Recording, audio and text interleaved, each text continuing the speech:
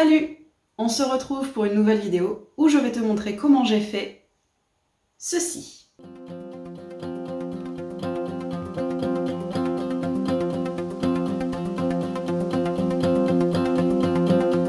Alors avant de commencer, je voudrais remercier tous ceux qui se sont abonnés à cette chaîne. D'ailleurs, si ce n'est toujours pas fait, parce que je sais que vous êtes nombreux à regarder et à revenir sans être abonnés, pourquoi vous faites ça? Si le contenu vous plaît, abonnez-vous! Abonnez-vous! Ça m'aide! Enfin, je pense, parce que au final, je sais pas vraiment comment fonctionne l'algorithme de YouTube, mais j'imagine que ça aide! Ça me permet de savoir que mon contenu vous plaît et que je vais continuer dans ce sens-là. N'hésite pas à t'abonner et à activer la cloche, comme ça tu seras toujours informé des nouvelles sorties de vidéos sur cette chaîne.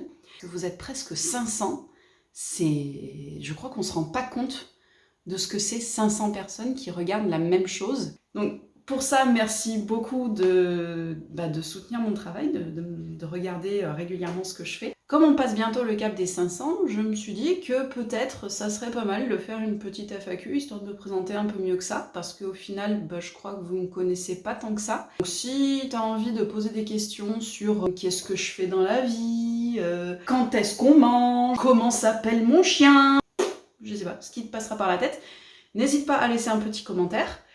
Et comme ça, avec ta question, et puis j'y répondrai avec plaisir lors d'une FAQ. On n'attend pas plus longtemps parce que je pense que cette vidéo va être suffisamment longue. Ce tuto, en tout cas, s'adresse plutôt à des gens qui sont un peu à l'aise avec l'aquarelle, un minimum. C'est pas un tuto pro ou super avancé. On va dire que c'est plutôt intermédiaire. Si jamais tu n'arrives pas à dessiner, mais que tu ne sais pas bien dessiner des visages, mais que tu veux quand même faire ce tuto, eh bien reste bien à la fin de la vidéo parce que j'ai une petite surprise pour toi. Allez, on se retrouve sur le papier. Alors je commence par bien mouiller mon papier. La technique que j'emploie ici, je te l'ai déjà montré dans un autre tutoriel, je te le mets dans les fiches. Il va consister à mouiller d'abord le verso de la feuille. Ça va permettre à la feuille de bien adhérer sur ma table et de ne pas gondoler. Ensuite, je tourne la feuille et je colle bien ma feuille sur ma table. Je dessine ensuite le visage de ma sorcière. Donc un visage de face, c'est d'abord un rond et ensuite je dessine la mâchoire.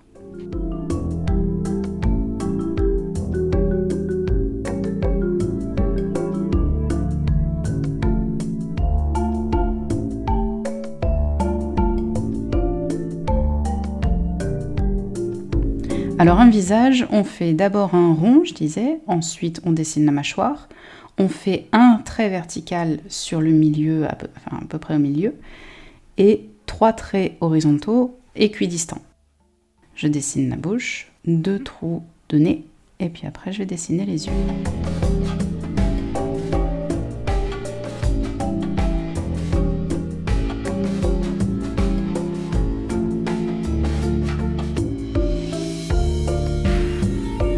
Alors même s'il y a un œil qui va disparaître, je dessine le deuxième œil quand même. Ça me permet de bien visualiser le visage de ma sorcière. Je trace ensuite les bords du chapeau en faisant une jolie courbe.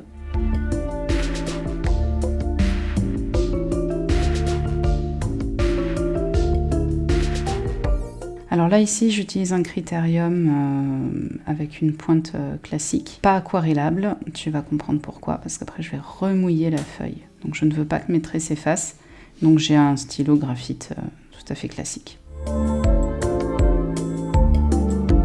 Je dessine le cou et les épaules. Les épaules, je ne vais pas trop m'attarder dessus parce que en fait tu vas voir que je vais faire en sorte que ça se fonde un petit peu dans le fond. Je lui dessine un grand col.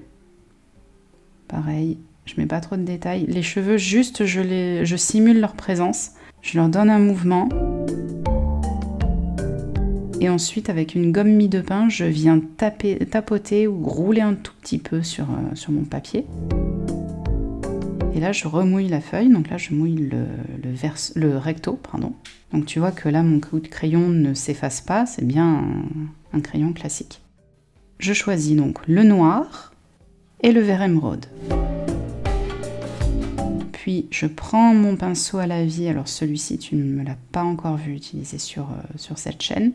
Je te mets le lien en description, toutes ces caractéristiques.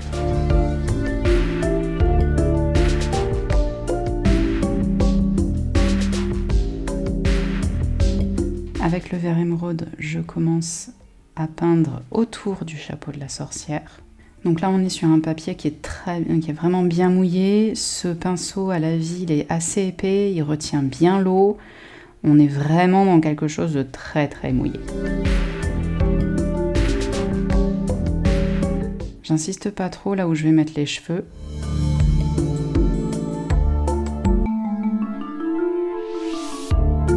Je contourne aussi les épaules.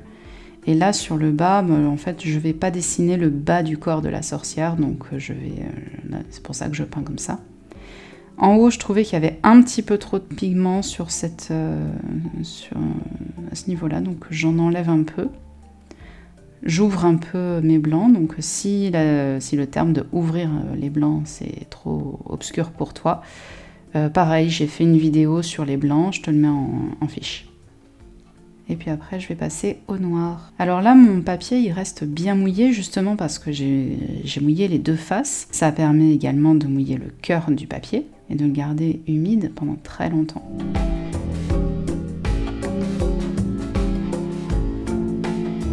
Donc là, je donne des coups de pinceau plutôt aléatoires. Je fais quand même très attention sur le bord de mon croquis.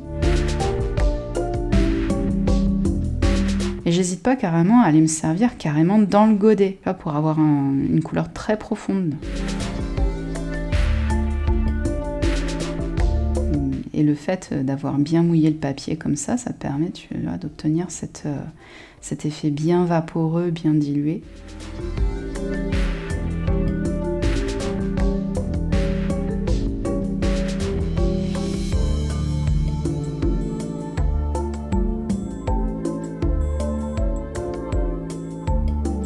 Donc là, ce fond, je le laisse vivre un petit peu par endroit, ou alors je le corrige pour voir si je veux renforcer un petit peu. Si tu veux quelque chose d'assez léger, tu peux le laisser comme ça. Enfin, ça, après, c'est à ton appréciation de où est-ce que tu t'arrêtes de peindre. Mais en tout cas, la technique, c'est celle-ci.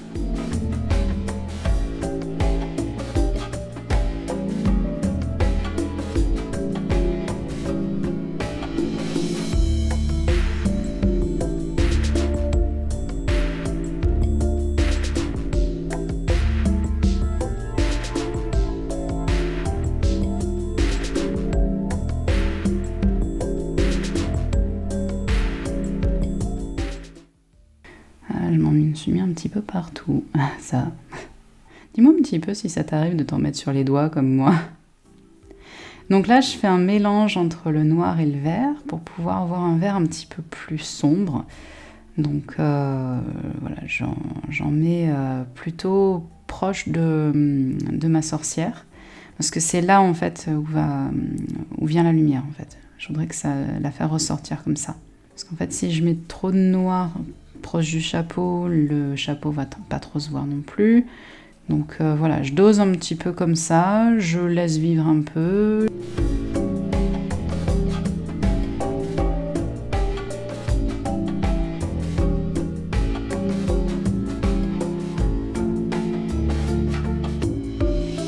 En même temps, j'aimerais avoir quelque chose d'assez profond, de quelque chose de très sombre.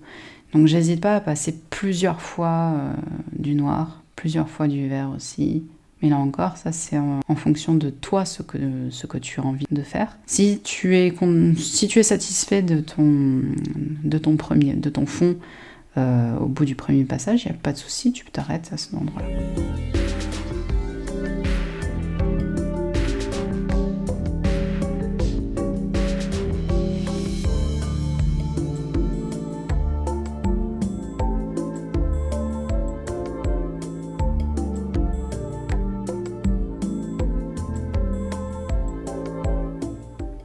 Donc là, je vais donner la première forme du corps de ma sorcière. Voilà, je voudrais que le corps se fonde un petit peu avec le fond. Donc je fais un premier jet. des épaules et un petit peu du col aussi de son manteau.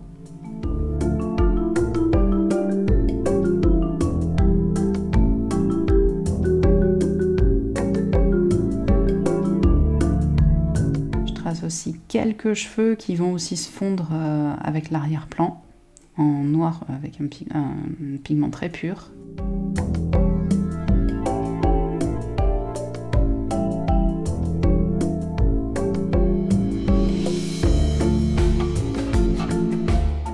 Là, j'essaie de voir un petit peu si je peux commencer à tracer quelques éléments végétaux. Je vois que finalement, mon papier est encore très mouillé, donc ça boit quand même pas mal.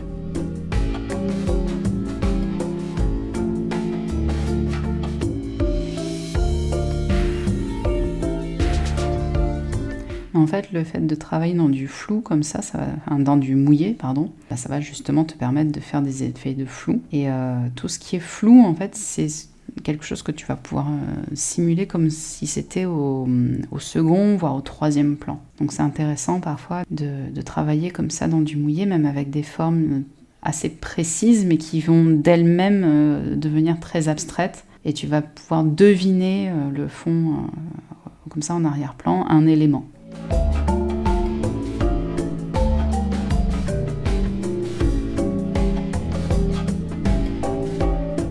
One eternity later.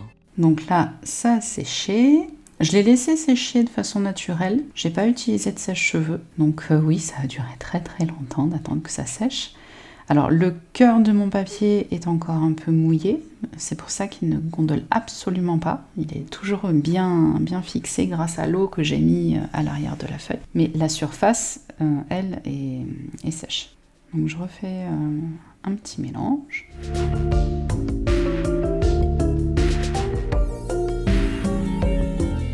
Alors avant tout, je vais quand même repasser par endroits là où j'avais fait mon croquis. Là, tu le vois pas trop à la caméra, mais moi je le vois par transparence là où j'avais mis mes traits de crayon. Donc juste je repasse un petit peu pour pouvoir repérer, donc, je repasse légèrement, hein, juste pour pouvoir me faire des repères de là où est-ce que j'avais dessiné. Donc ça c'est facultatif, hein, si toi tu les vois encore, il n'y a pas de souci, tu les fais pas. Et puis je recommence une deuxième couche, donc là c'est avec mon mélange noir-vert. Donc là tu vois effectivement que le papier a séché, donc sinon ça se fondrait tout de suite.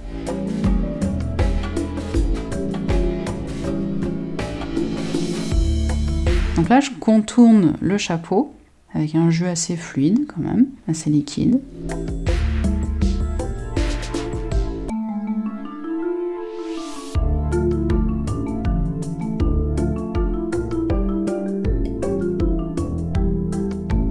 Alors oui, moi j'arrive à me servir de ma main gauche. Mais quand je me sers de ma main gauche, j'ai tendance à me rapprocher de ma feuille. Donc tu as vu un peu ma tête. J'avoue que cette capacité, c'est quand même très pratique quand on fait du dessin comme ça. Ça me permet d'atteindre facilement des zones. Parce que là, du coup, je ne peux pas tourner ma feuille puisqu'elle est encore fixée à ma table par effet de ventouse en fait. Donc si tu as toi aussi cette particularité d'utiliser tes deux mains, ne te gêne pas.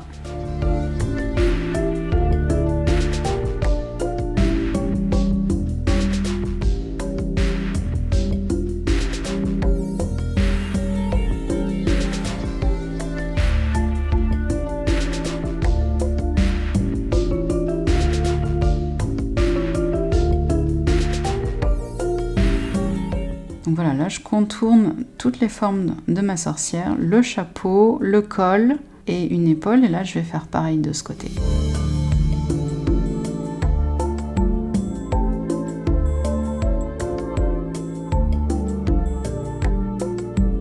Alors là c'est la Kim du montage, en me voyant faire, je m'aperçois que j'aurais pu mettre un petit peu plus d'eau sur le pinceau, voilà. Donc comme quoi, tu vois, si toi tu as un problème avec l'eau, tu vois que moi aussi parfois ça m'arrive de pas mettre assez d'eau.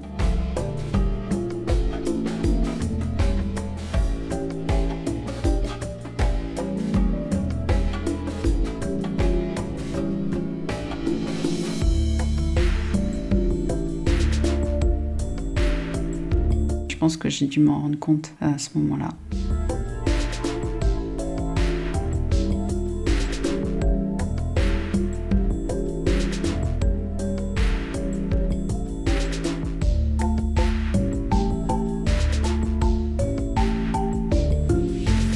Alors même si j'avais commencé à peindre des éléments végétaux, j'ai repeint par-dessus. Je trouvais à mon goût, là encore à mon goût, que c'était pas encore assez noir. Donc c'est pour ça que je repasse encore du noir pur. Ah oui, hein, je voulais quelque chose de vraiment très sombre. Donc là, tu vois, je fais toujours attention à bien dessiner à l'endroit du manteau, voilà, pour garder un petit peu ce détail-là. Donc là, je fais toujours le corps de ma sorcière qui se fond dans le fond, justement. Je voudrais faire en sorte comme si elle apparaissait d'une brume ou quelque chose comme ça.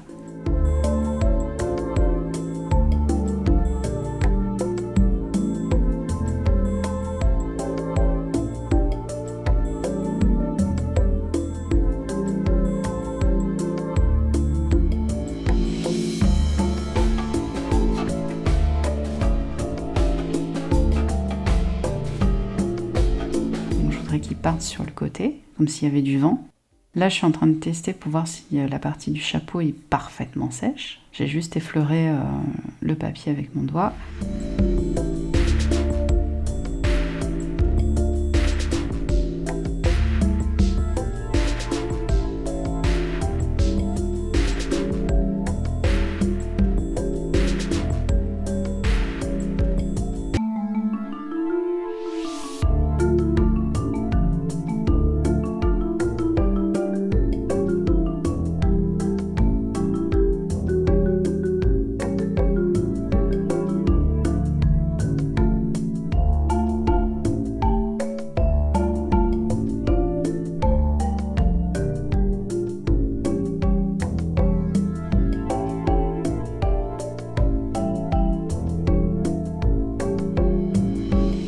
Là, je peins l'intérieur du col, l'autre côté. C'est toujours le col, hein. Là, c'est pas le cou, c'est bien le col du manteau de la sorcière.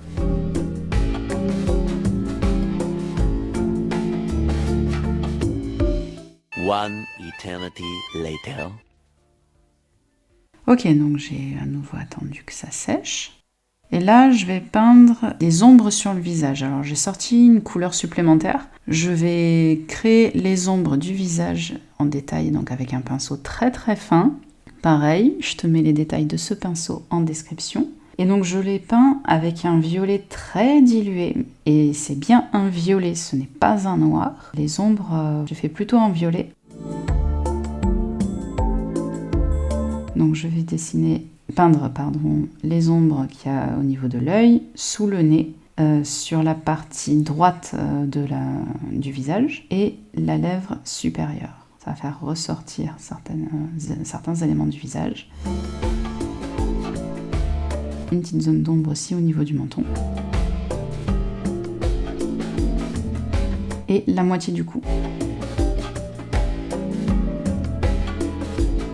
Je voudrais que la lumière vienne du côté gauche de cette illustration. Donc forcément, les ombres seront sur le côté droit.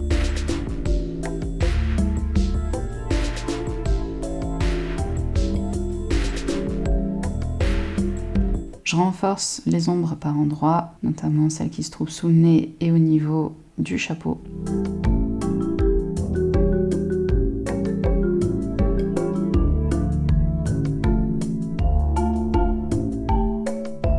Donc là, tu vois que mon papier est parfaitement sec parce qu'il a pu se décoller, il a pu bouger de ma table. Donc même l'arrière est sec maintenant. Et là, je commence à peindre en mouillé sur sec mes cheveux. Donc une partie des cheveux, parce que forcément si je peins les autres, en fait, ça va se fondre avec les ombres du visage. Donc je vais devoir attendre que cette couche-là sèche.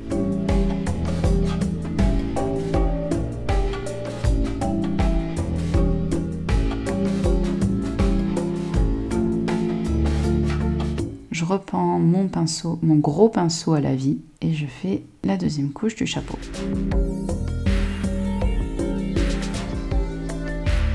Pourquoi peindre par couche comme ça? Ça sert notamment à soit faire des ombres, ou alors éviter d'avoir un effet gouaché. Parce que tu vas peindre avec des jus très liquides, très fluides. Donc en faisant comme ça, tu évites des effets gouachés.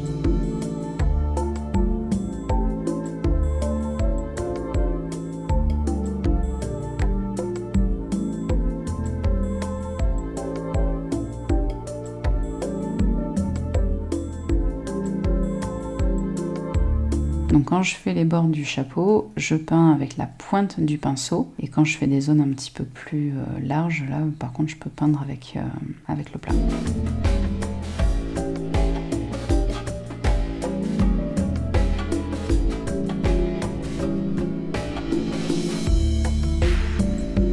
Donc là pareil, sur le côté droit, je vais insister un petit peu plus sur le noir. Donc c'est là où j'ai mis mon pigment pur et puis au fur et à mesure que j'en ai un petit peu moins, je peux aller peindre d'autres zones de mon chapeau.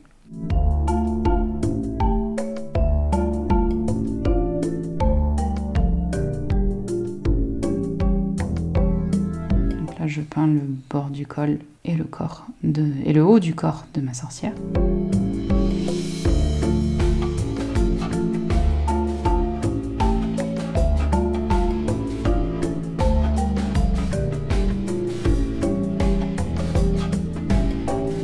Donc là j'ai rincé mon pinceau et je vais créer un dégradé pour pouvoir faire en sorte que le bas du corps de ma sorcière se fonde vraiment bien avec le fond.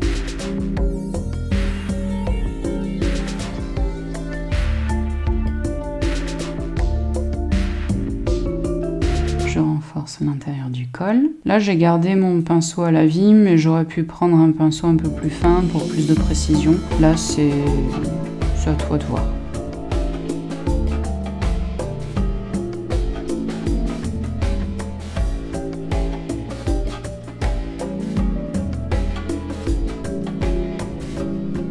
Donc j'ai repris mon pinceau fin et là je vais faire d'autres éléments végétaux. Donc les feuilles, je les fais avec la technique que je t'enseigne dans mon cours, qui consiste à d'abord faire avec la pointe, puis après avec le plat et encore avec la pointe. Donc c'est un geste que je t'invite à travailler. J'ai fait un tuto rose rouge facile que je te mets dans les fiches aussi, qui est accessible. Ce geste-là, tu le vois dans ce cours-là.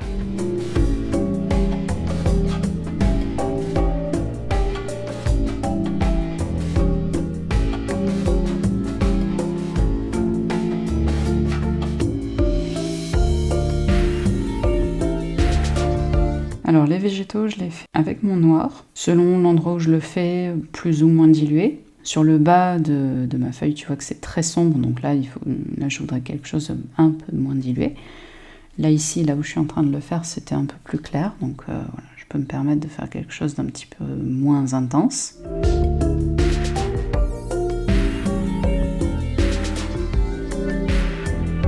Et là, au niveau des végétaux, je suis quand même assez en mode impro, en fonction de l'envie du moment. Voilà, c'est vrai que j'ai ma main, là, c'est super. Mais en gros, parfois c'est des feuillages, après c'est une petite herbe en spirale, une espèce de petit escargot, et des petits points pour faire des petites feuilles comme ça, en forme de boule, hein, en quelque sorte.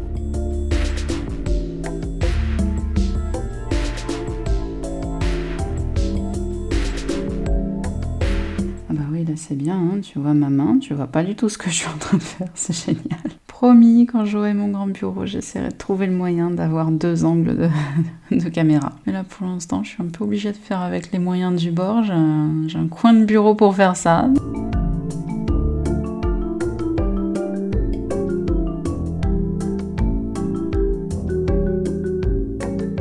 Donc là, je teste un nouveau mélange, bien dilué. Donc c'est un mélange de légèrement noir et du vert. Je vais pouvoir faire la peau. Donc j'ai décidé de lui laisser l'œil blanc, totalement blanc, pour lui donner un aspect un petit peu horrifique.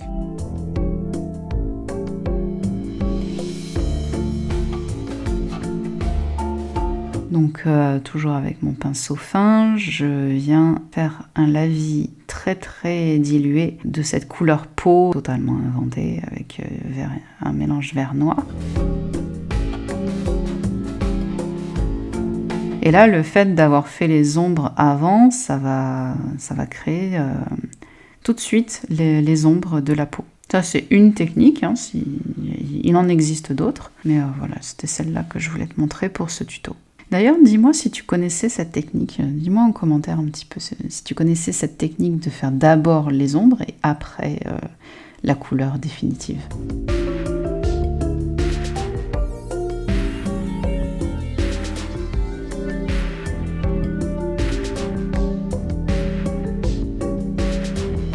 là, je reprends du noir. Je suis en train de faire quelques détails dans les cheveux. Donc j'essaye de suivre toujours le mouvement que j'ai décidé au début. Même si je peux laisser un petit peu de spontanéité dans le mouvement des cheveux, hein, ça c'est pas un souci.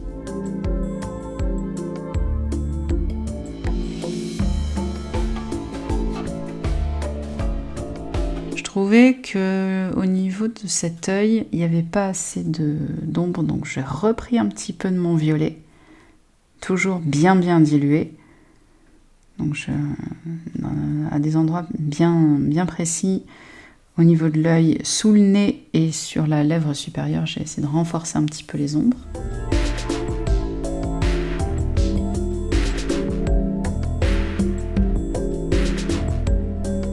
Pendant que le visage sèche, moi je suis en train de faire d'autres éléments végétaux. Donc là, c'est une branche plutôt sinueuse.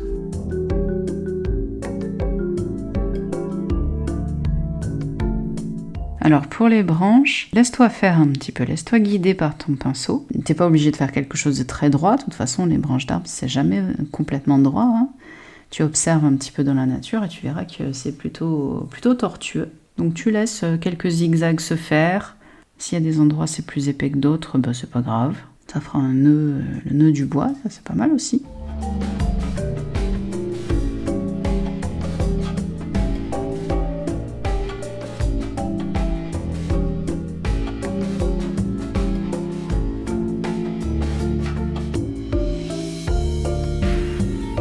Je refais quelques petits détails sur les cheveux. Alors avec ce pinceau très fin, je vais pouvoir faire des détails vraiment très fins sur les cheveux. Et du coup, il ne faut pas trop appuyer. Là, tu vois, je suis en train de faire quelques détails, des mèches assez fines. Et c'est ça qui va donner cet aspect plutôt naturel, comme si le vent emportait sa chevelure.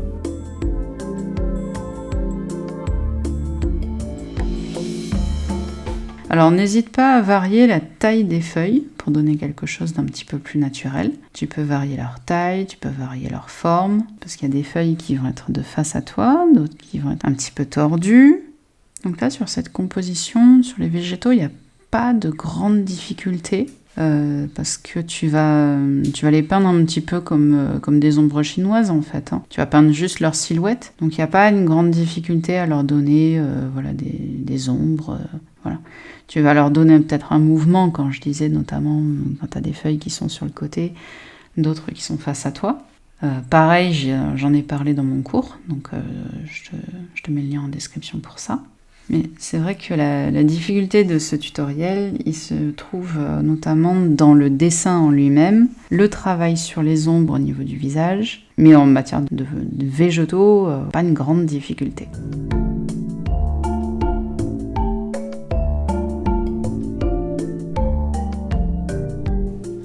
Ah oui, l'autre difficulté, c'est de savoir quand s'arrêter au niveau du fond.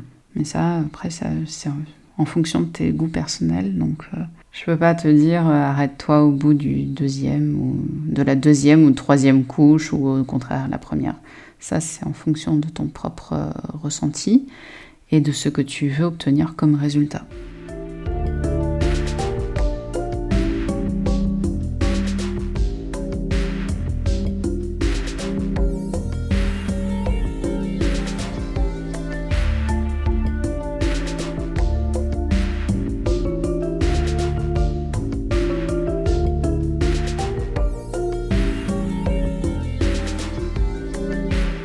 Donc là, voilà, j'ai fait un deuxième arbuste.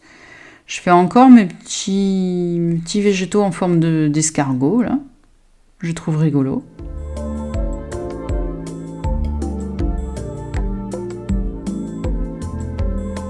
Je peux faire se superposer certains végétaux, justement pour créer un petit aspect un peu fouillis.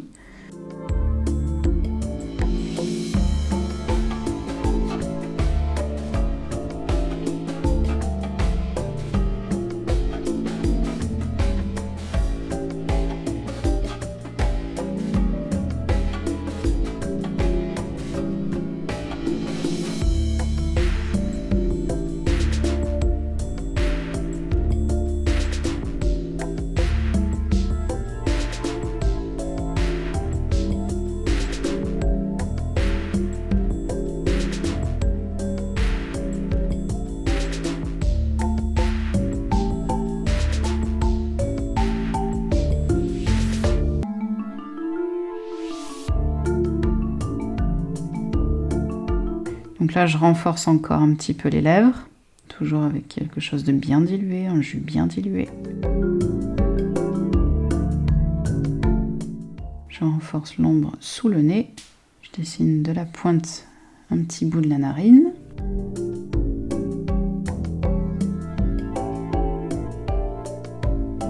Et là, je dessine le contour du cou et de la mâchoire, juste pour les faire ressortir un peu. Là, ici, c'est le col du manteau, pour pouvoir faire ressortir justement le cou.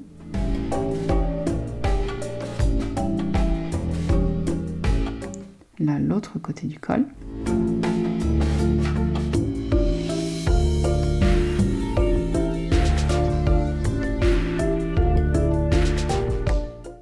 Donc là, je fais une nouvelle couche sur mon chapeau.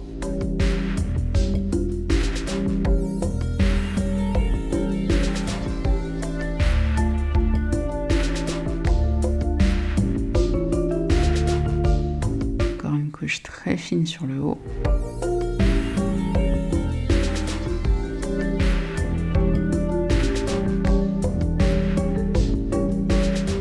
Et là, tu vois que je peins un tout petit peu sur les bords du chapeau. Pareil, pour que ça se fonde très légèrement. Mais là, je veux pas que ça se fonde autant que le corps de ma sorcière. Donc c'est pour ça que j'insiste pas trop. J'en fais juste un tout petit peu sur les bords pour que ça se fonde un petit peu avec le bord. Comme je disais, pour obtenir cet effet un petit peu vaporeux, comme si elle apparaissait dans la brume.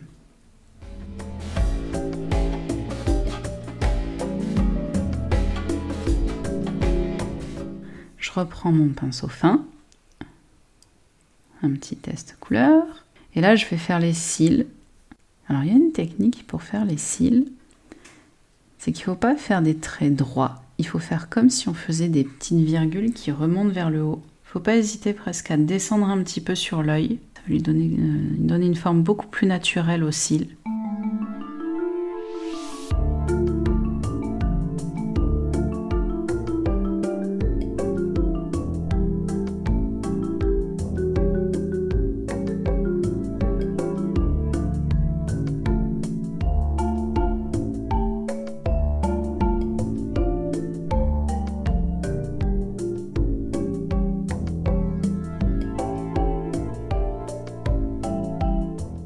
Alors là encore, j'insiste sur les ombres, surtout l'ombre au niveau de l'œil, parce qu'en fait, elle porte son chapeau, donc forcément, l'ombre au niveau du haut de la tête doit être assez marquée. Mais je peins pas sur l'œil non plus, parce que je voudrais, comme je disais, je voulais le faire blanc, donc je voudrais qu'il ressorte.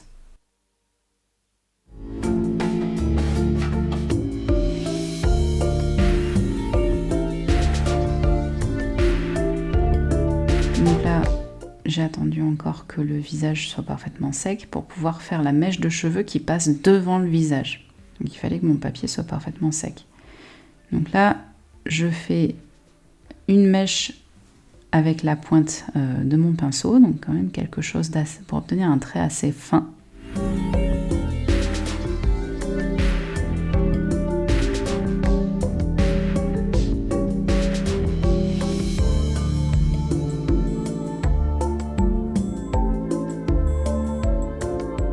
Et là pareil, j'hésite pas à faire des petits cheveux par-ci, par-là, pour donner un aspect plus naturel. Mais je laisse bien apparaître l'œil, parce que c'est cet élément-là, ce tout petit élément-là qui va me permettre d'obtenir cet aspect un petit peu horrifique de cette sorcière.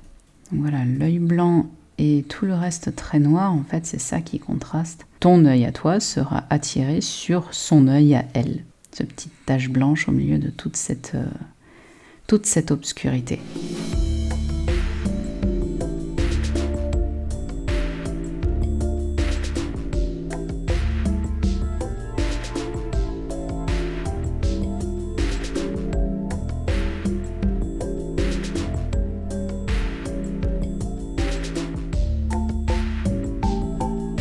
Donc là encore, je fais quelques détails avec la pointe de mon pinceau, des détails au niveau des cheveux. Là, je lui fais les cils, donc tu vois que je les peins plutôt vers l'extérieur.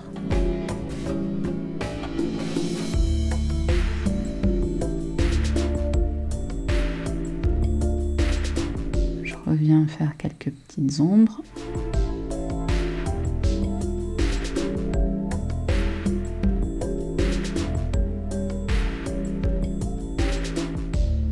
Et voilà, on a terminé.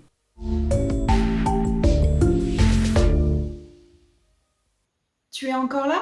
C'est que la surprise dont je parlais en début de vidéo, elle t'intéresse. Fais pas semblant, je le sais. Alors, qu'est-ce que c'est que cette surprise? Toi là, oui, toi là, toi je te vois là, toi au fond là, qui ose pas dire que tu galères à dessiner des visages, que tu te sens pas encore assez à l'aise pour dessiner, pour faire tes croquis. C'est pas grave, parce que je te propose de t'envoyer directement dans ta boîte mail, oui, ta boîte mail à toi, je t'envoie directement dans ta boîte mail le croquis de ce dessin. Comme ça, c'est cadeau. Je te mets en description le lien où tu vas pouvoir me contacter pour ça. Et puis après, t'as plus qu'à suivre le tuto. Je te rappelle que tu as aussi en description le lien pour t'inscrire à la newsletter si ça t'intéresse. Toujours le petit pouce, le commentaire, ça fait toujours plaisir. C'est super sympa. Va voir de temps en temps l'onglet communauté. Je poste de temps en temps des trucs, voilà, des infos, voilà, des petites coulisses parfois. Et puis, je te dis, à la prochaine. Salut!